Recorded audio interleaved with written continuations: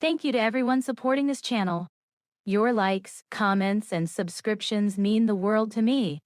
If you're new here, don't forget to subscribe so you don't miss the next part of the story. I never thought I would write something like this, let alone on a subreddit about relationships, but I genuinely don't know where else to go with what's been happening to me. It feels too strange, too unreal, and yet every bone in my body insists it is real. I have been living with this secret for a while now, and I feel like I'm going to explode if I don't share it somewhere. So here I am. For context, I'm a 27-year-old woman living in a large European city. I have a normal life on the surface, a job in marketing, a small apartment, a few close friends, and the usual assortment of routines that make life feel like a loop. Wake up, coffee, work, eat, scroll through my phone, try to sleep. Nothing extraordinary. I'm not the type who believes in fate or supernatural nonsense. Or at least, I wasn't. It started about 6 months ago. I began having dreams that were unlike anything I'd ever experienced before. They were sharper, more vivid, almost frighteningly real. In these dreams, I wasn't floating through random scenes like in normal sleep. I was in a place. A consistent place. A dimly lit street, paved with cobblestones, with tall buildings whose architecture I couldn't quite place. The air was always damp, the kind of air that carries the smell of rain and stone. And there was always someone there. At first I saw him only as a shadow in the distance. A figure standing at the end of the street watching me, not moving. I thought my brain was just making up a character, maybe the way our subconscious does when we need to project something onto a faceless figure. But the longer the dreams went on, the clearer he became. Tall, lean, with dark hair and a seriousness about him that unsettled me. I don't know how to explain it, but I could feel his presence more than I could see it. It was as if the dream wasn't just happening to me, but happening to him as well. The first time I woke up after one of those dreams, my heart was racing. I told myself it was just a strange phase, maybe stress-induced, or maybe my brain had latched onto some random memory from a movie. But the dreams didn't stop. They grew more detailed, more tangible. The cobblestones glistened as if freshly wet from rain. I could feel the cold seep into my shoes, and I could hear the faint hum of distant voices, like a city I couldn't quite reach. Then came the first sign that something was wrong, or maybe right, depending on how you see it. I woke up one morning after one of these dreams, and my hand was damp. Not sweaty, but damp as if it had been in water. The sheets beneath it were faintly wet as well. I thought maybe I had spilled a glass during the night or had some strange sleepwalking episode. But no. There was no water glass near my bed, no sign of anything spilled. Just damp skin and a faint smell, like rain. It kept happening. Little traces from the dream leaking into my waking life. Once I woke up with a pebble in my bed. A small smooth stone that I had no memory of ever bringing into my apartment. Another time, I found dirt under my fingernails. The kind of dirt that comes from scraping at wet ground. I don't garden, I don't hike, and I live in the middle of a city where even parks are meticulously clean. I tried to ignore it, to rationalize it, but it became impossible when I started recognizing him. The man in the dream. He was no longer a shadow. He had a face now. And every time I saw him, it felt less like my brain inventing a character, and more like meeting someone real. Someone alive. His eyes, dark and steady, would follow me in the dream, and though he rarely came close, I could sense he wanted to. There was an energy between us that I don't know how to explain without sounding insane. The strangest part, and the part that makes me write this here instead of just chalking it up to stress or mental breakdown, is that I started to feel like he recognized me too. Like we weren't just figments in each other's heads but actual people, somehow intersecting in the strangest possible way, in sleep. I know how this sounds. Trust me, I wouldn't believe me either if someone else wrote it. But I swear, it feels real. And as impossible as it seems, I'm not sure I want it to stop. It's hard to explain how quickly something that should feel terrifying instead became a strange kind of comfort. I had grown so used to my regular life that it felt gray and repetitive. But in my dreams, I was alive in a way I hadn't felt for years. Every time I closed my eyes, I would step into that other place and he would be there waiting. I learned more about him, though not in the usual way people get to know each other. There were no introductions, no small talk. It was more like absorbing each other's presence, recognizing details we hadn't noticed before.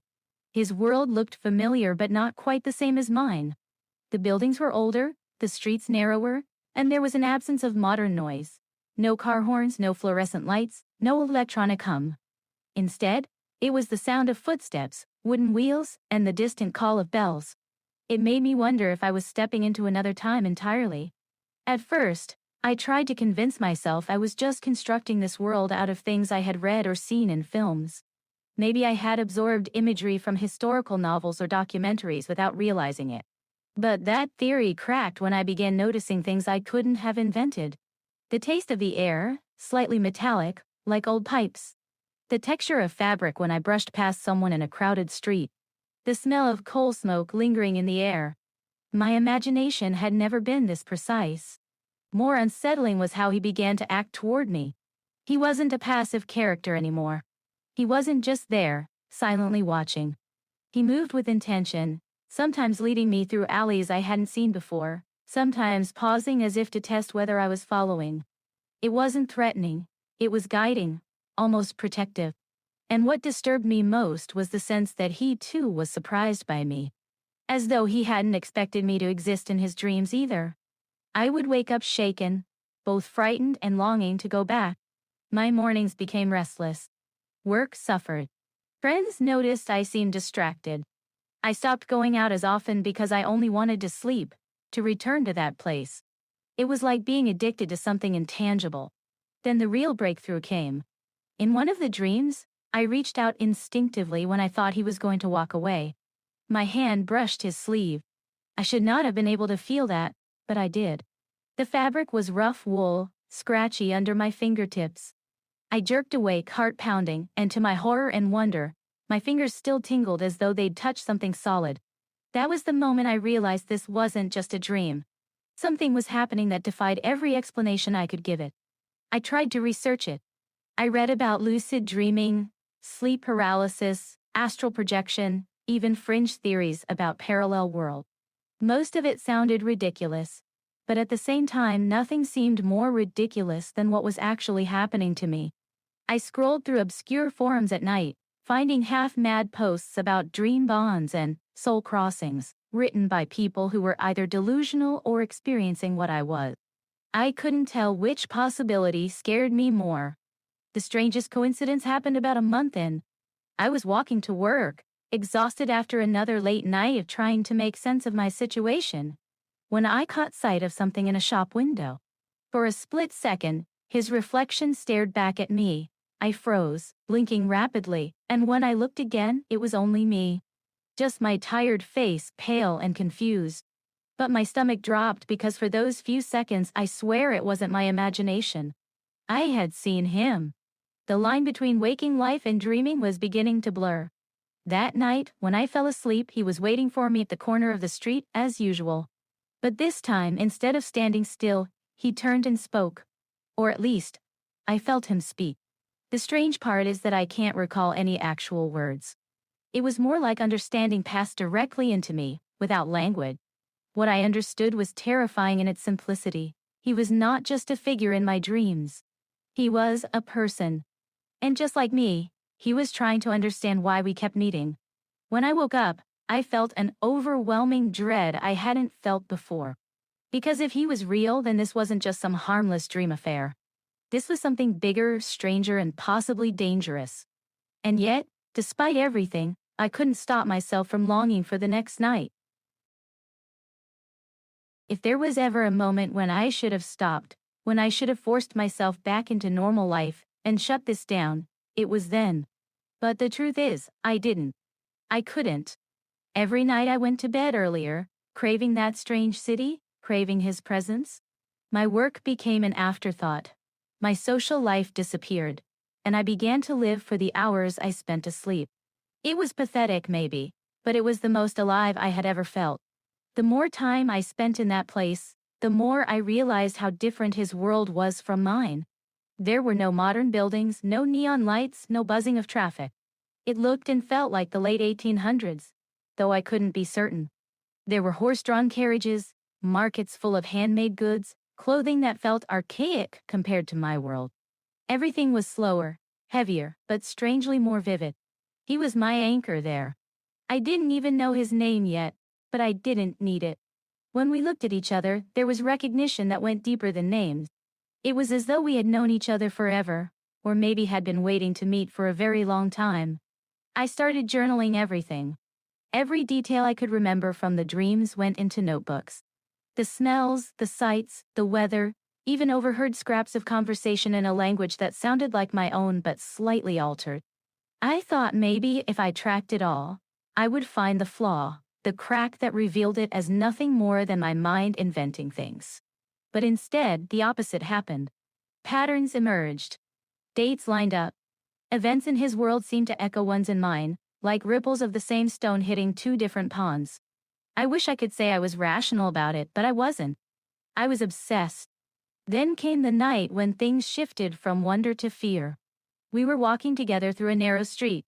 I had grown bolder and stayed closer to him, no longer just a shadow trailing behind. The night was damp, the air full of fog, and lanterns flickered against the walls.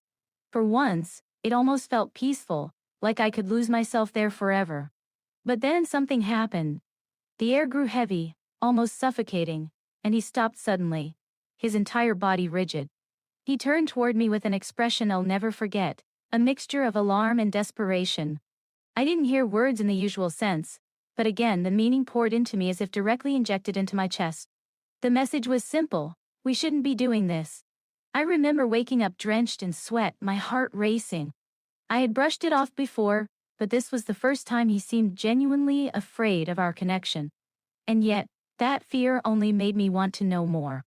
Over the next few nights I felt him pulling away. He kept his distance, sometimes not even appearing until much later in the dream. Once, I felt him watching me from far down the street, but refusing to come close. The silence between us became heavier than words could ever be. That's when I started searching more seriously. I scoured forums, deep corners of the internet looking for anything about people sharing dreams. I found wild theories, soul bonds, parallel dimensions, dream lovers, destined to destroy each other if they ever crossed into reality. Most of it was the kind of pseudoscience I used to laugh at. But some stories were eerily close to mine. People who met the same stranger every night, who felt them bleed into waking life. And almost all of those stories ended with warnings. One phrase stuck with me: if you try to meet them, one of you won't survive. I told myself it was just internet creepypasta, but the truth is, it burrowed under my skin. Because deep down, I knew he believed it too. His fear wasn't for himself. It was for me. Still, I couldn't let go. I needed to see him again, closer, to break through whatever wall was rising between us. The next time we met, I forced myself forward, closing the space between us. He looked at me with such intensity that my knees almost buckled. His presence was overwhelming, but I didn't care. I reached out and touched him again. This time, it wasn't just a sleeve. It was his hand. Solid, warm, impossibly real. And then I woke up with his handprint faintly bruised against my wrist. I don't know how to explain the terror that hit me when I saw it. Not only had I brought something back from the dream, but it was proof that our worlds were colliding in ways that shouldn't be possible. I stared at the mark for hours, wondering if it was a warning, a boundary I had crossed without understanding the consequences. That night, I hesitated before going to bed. For the first time, I wasn't sure if I wanted to see him again. But of course, I did. Because I'm in too deep now. By the time the note appeared on my desk, I had stopped pretending this was normal. There was no way to rationalize it anymore. Something from his world had crossed into mine, deliberately, with intention. The words written inside the note echoed the warnings I had already read in obscure corners of the internet, the whispers of dream bonds and curses that tore people apart if they tried to meet. But the warning didn't make me stop. It only deepened my obsession. Because if there was a risk of losing one of us, that meant there was also the possibility of finding each other for real. And I was ready to risk everything for that possibility. The days blurred together. Work became meaningless. Conversations with friends empty. Every part of my waking life felt like a pale imitation of something else, like I was only going through the motions while waiting to return to him. I started sleeping more. sometimes 12 or 13 hours at a stretch, desperate to get back to that fog-drenched city. It was the only place I felt anything anymore. And then, one night, the dream changed. The city was darker than ever before, the fog thick enough to sting my throat. He was waiting, but not in the usual place. Instead of standing at the far end of the street, he was close, too close, his eyes burning with urgency. For the first time, I felt fear not of what surrounded us but of him, because his presence was overwhelming, like a tide pressing down on me. Without words, the message came again: this has to stop. If we cross the boundary, it will destroy one of us. But I couldn't pull away. I was already lost. I reached for him, and when our hands touched, the ground beneath us split with a sound like tearing fabric. The air bent, the street warped, and I knew with chilling certainty that we had done something irreversible.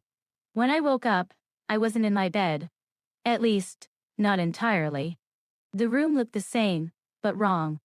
The angles were off, the light dimmer, as though I had woken into a version of my apartment that wasn't truly mine.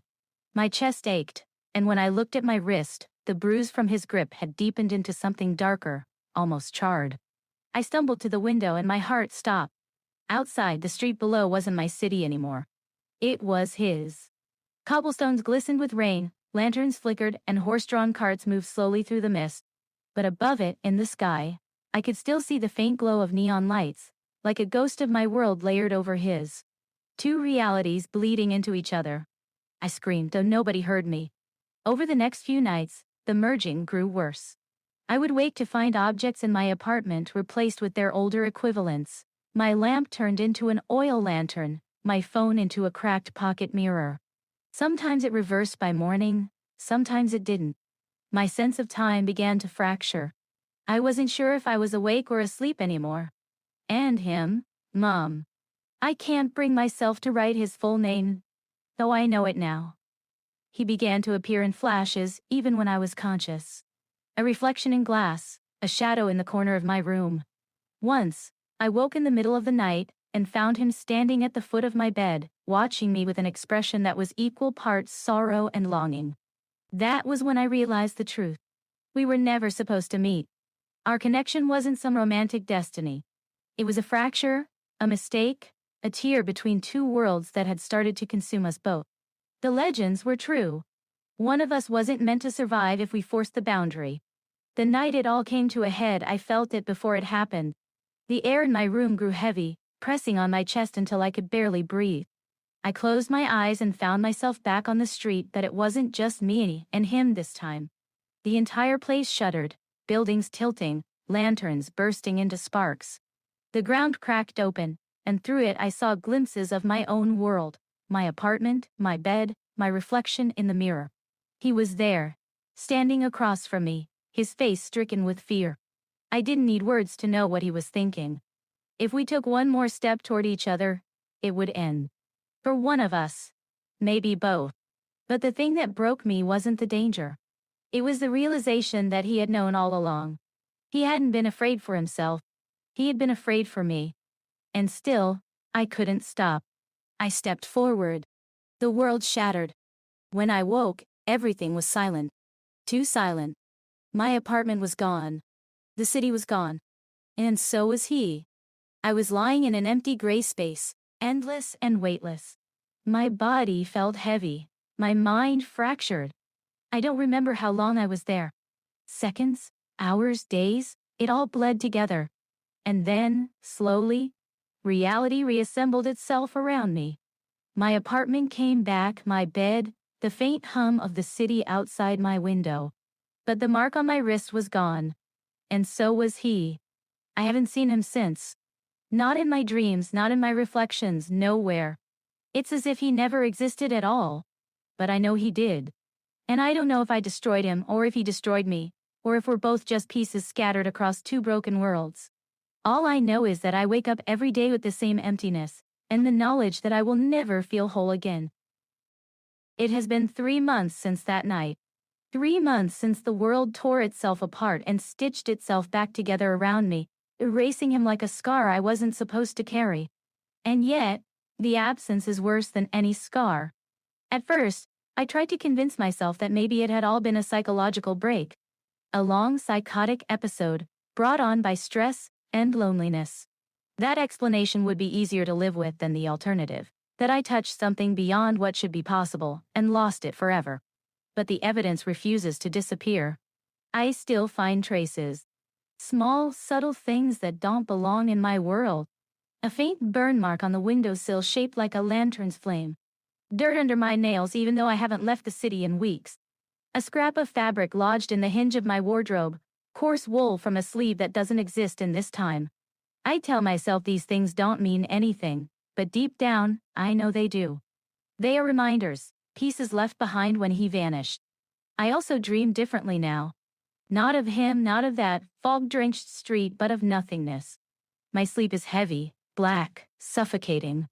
I wake up exhausted, as though my body is punishing me for surviving the fracture. I almost miss the terror of those dreams, because at least then I felt something. Now, there is only silence. Sometimes, late at night when the city is quiet and I'm too restless to sleep, I scroll back through the notebooks where I wrote down everything. Pages and pages of details about him, about that world. I read them like someone rereading love letters, though they were never really letters, only fragments of something that existed between the lines of reality. I don't know why I keep doing it. Maybe because if I stop, it means admitting it's truly over. The hardest part is that nobody knows. I can't tell friends or family. They would think I've lost my mind, and maybe I have. But whether insane or not, it was real to me. Real enough to bruise me, real enough to leave behind things I can still touch with my hands. And real enough to hollow me out now that it's gone. I keep thinking about the warning. If we meet, one of us will not survive. But that isn't what happened, is it? I'm still here, alive in the most basic sense. He isn't.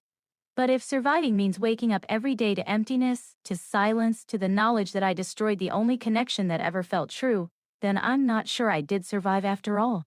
I wonder sometimes if he is still out there somewhere.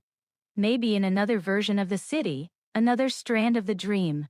Maybe he wakes up every morning in his own world, haunted by the memory of me, just as I am haunted by him. Or maybe he was erased completely. Nothing more than a mistake in the fabric of reality that was finally corrected. But there is one last thing I can't shake. 2 weeks ago, I woke in the middle of the night, gasping for breath. My room was silent, my body heavy, but in the corner of the room for the briefest moment I saw it. A flicker of light, faint and golden, like the glow of a lantern in the fog. It lasted less than a second before fading into darkness. I don't know if it was a dream bleeding into waking life, or if it was him, reaching back through the cracks we once tore open. I don't know if I should be terrified or hopeful. All I know is that since that night, I've gone to bed earlier than ever before, praying for the silence to break. Because even if it kills me, I would rather see him one more time than live the rest of my life without him.